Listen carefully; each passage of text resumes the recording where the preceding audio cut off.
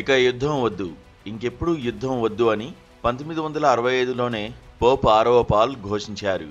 శాంతిని కోరుకునేవారు ఆయన్ను అభిమానించకుండా ఎలా ఉంటారు?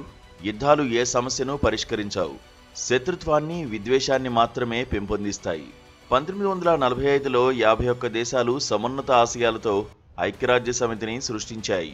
అన్ని దేశాలు శాంతి సామరస్యాలతో శాంతియుత సహజీవనం చేస్తూ, సంపద్వంతం చేస్తూ తమ ప్రజల జీవన స్థితిగతులను మెరుగుపరుస్తాయని ఆశించాయి. చరిత్ర చెప్పిందేమిటి? ఐక్యరాజ్య సమితి విఫలమైందనే కాదు, ఆ ప్రపంచ సంస్థ చూస్తుండగానే గత 8 దశాబ్దాల్లో అనేక యుద్ధాలు జరిగాయి. ప్రస్తుతం 2 యుద్ధాలు ప్రపంచాన్ని కుదిపేస్తున్నాయి. ఉక్రెయిన్ యుద్ధం ఫిబ్రవరి 24, 2022న ఆరంభమైంది. ఉక్రెయిన్ను రష్యా దురాక్రమించడంతో ప్రజ్వరిల్లిన ఈ యుద్ధాగ్నులు ఇప్పటికీ ఆరలేదు. ఎప్పటికి ఆరిపోతాయో తెలియదు. Soviet union of socialist republics ఉనికిలో ఉన్నప్పుడు ఉక్రెయిన్ అందులో భాగంగా ఉండేది. చాలామంది రష్యన్లు రష్యన్ భాష మాట్లాడేవారు ఉక్రెయిన్గా పిలువబడే ప్రాంతంలో నివసిస్తుండేవారు. 1991లో సోవియట్ యూనియన్ విచ్ఛిన్నమైనప్పుడు ఉక్రెయిన్ ఒక సార్వభౌమిక గణతంత్ర రాజ్యంగా ప్రభవించింది. 2014, 2022 సంవత్సరాల మధ్య ఉక్రెయిన్ ప్రాంతాలైన క్రిమియా, డొనెట్స్క్, లుహాన్స్క్లను రష్యా ఆక్రమించుకుని బలవంతంగా తనలో కలిపేసుకుంది.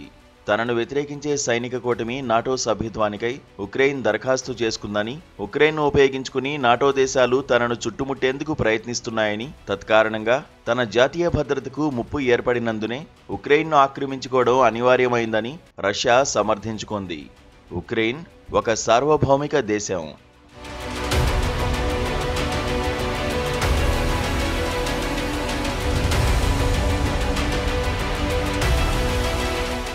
ఉక్రెయిన్ నాటోలో చేరినా చేరకపోయినా స్వతంత్ర దేశంగా మనుగడ సాగించేందుకు ఆ దేశానికి సంపూర్ణ హక్కు ఉన్నది.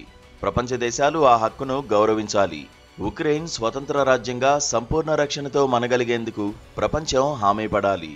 3 ఏళ్ల క్రితం ప్రారంభమైన యుద్ధం ఉక్రెయిన్ మనుగడకు తీవ్ర హానికరంగా పరిణమించింది.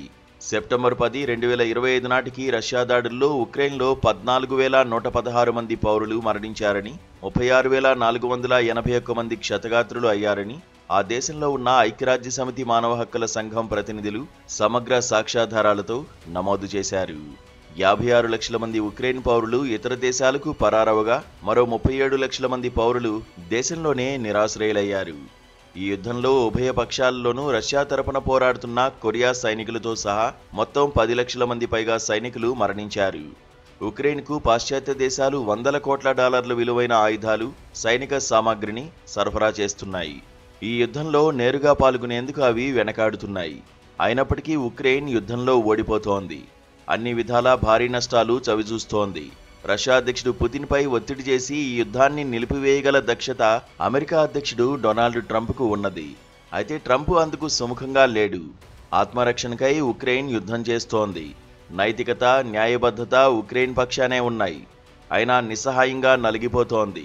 అమెరికా ఊగిసలాట ధోరణి, ఐక్యరాజ్య సమితి అసమర్థతకు ఉక్రెయిన్ బలవుతోంది. ఉక్రెయిన్ యుద్ధం పనికిమాలిన అనైతిక యుద్ధమని ఒక బలమైన దేశం పొరుగున ఉన్న ఒక బలహీన రాజ్యంపై చేస్తున్న దురాగతం మినహా మరేమీ కాదని చరిత్ర తప్పక నమోదు చేస్తుంది.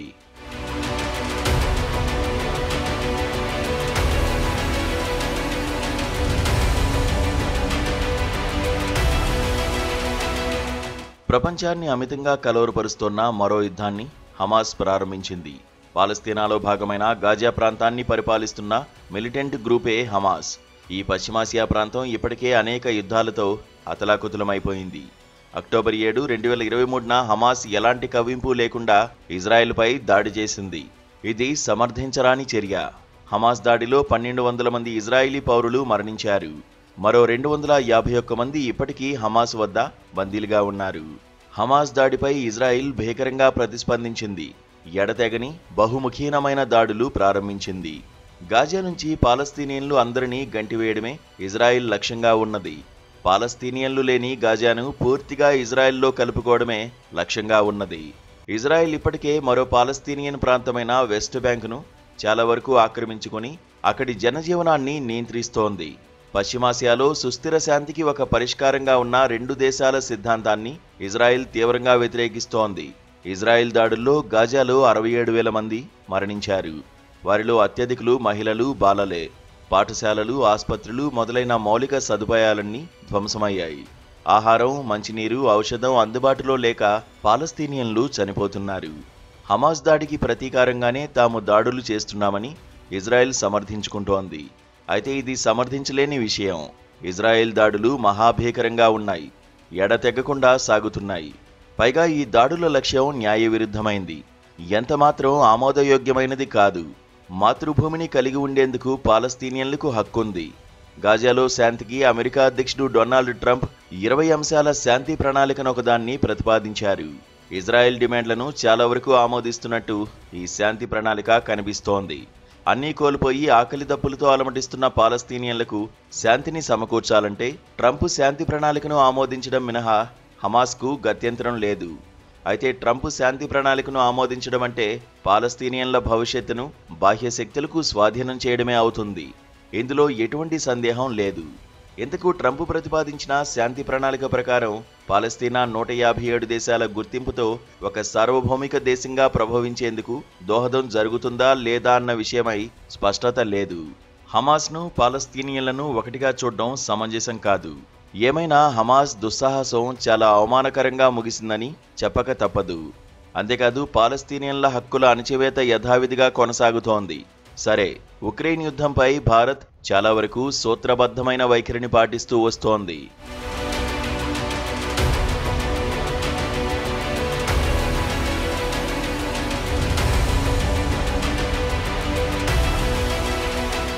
రష్యా, ఉక్రెయిన్ల మధ్య శాంతిని నెలకొల్పేందుకు ప్రధాని మోదీ ప్రయత్నించారు. అయితే భారత్కు 1950లు, 1960ల్లో ఉన్న నైతిక అధికారం, రాజకీయ పలుకుబడి ఇప్పుడు లేవు. ఇజ్రాయెల్, హమాస్ యుద్ధం విషయమై భారత్ బాగా తడబడింది.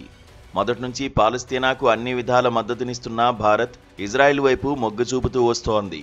ఇది ఒక విధంగా పాలస్తీనియన్లను వంచడమేనని చాలామంది భావించారు. పలువురు బహిరంగంగా విమర్శించారు. 2 దేశాల ప్రణాళిక కింద ఉనికిలో ఉండే హక్కు పాలస్తీనా, ఇజ్రాయెల్ రెండిటికీ ఉందని భారత ప్రభుత్వం సుదీర్ఘకాలంగా వాదిస్తూ వస్తోంది. అయితే ఈ వాదనను విడనాడడం తప్పు అనే విషయాన్ని భారత్ గుర్తించి తన వైఖరిని సరిదిద్దుకునేందుకు ప్రయత్నించింది. శక్తివంతమైన దేశాలు తమను వ్యతిరేకిస్తున్న బలహీన విరోధులపై ఎడతెగని వినాశనకర యుద్ధాలు చేస్తున్నాయనే సత్యాన్ని పాఠకుల దృష్టికి తీసుకురావడమే ఈ వ్యాసం లక్ష్యం. ఉక్రెయిన్, గాజా యుద్ధాల నిష్ఫలతను కూడా ఈ వ్యాసం ఎత్తిచూపింది. ఇవి వ్యర్థ యుద్ధాలు, ఎవరికీ ఏమీ ఒరిగేదేమీ లేదు.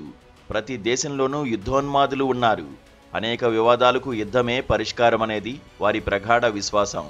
ఈ యుద్ధోన్మాద వైఖరిని అంతర్గత విభేదాల పరిష్కారానికి కూడా వారు వర్తింపజేస్తున్నారు. దేశీయ వ్యవహారాల్లో వివాదాల పరిష్కారానికి యుద్ధంకు ప్రత్యామ్నాయంగా హింసను ఉపయోగించడాన్ని వారు సమర్థిస్తున్నారు. బలవంతులే సరైన వారు అన్న భావాన్ని వారు అంగీకరిస్తున్నారు. ఇదెలా న్యాయం? తమ నైతిక అధికారంతో సమస్యలు పరిష్కరించగల Jawaharlal Nehru, Dag Hammarskjold, Martin Luther King Junior లాంటి సమున్నత నాయకులు ఇప్పుడు ప్రపంచానికి అవసరం. వినాశకర ఘర్షణ పదం నుంచి వైదొలిగేలా కలహించుకుంటున్న దేశాలను మరింతగా ప్రభావితం చేయగల దేశాలు కలిసికట్టుగా ముందుకు రావాల్సిన అవసరం నేడు ప్రపంచానికి ఎంతైనా ఉన్నది. ప్రస్తుత ఐక్యరాజ్య సమితి వలె కాకుండా కొత్త అంతర్జాతీయ సంస్థల అవసరం నేడు ప్రపంచానికి చాలా ఉన్నది. ప్రస్తుతానికి మాత్రం అంతా అంధకారమే. శాంతి కుసుమాల ఉదయం కనుచూపు మేరలో లేదు.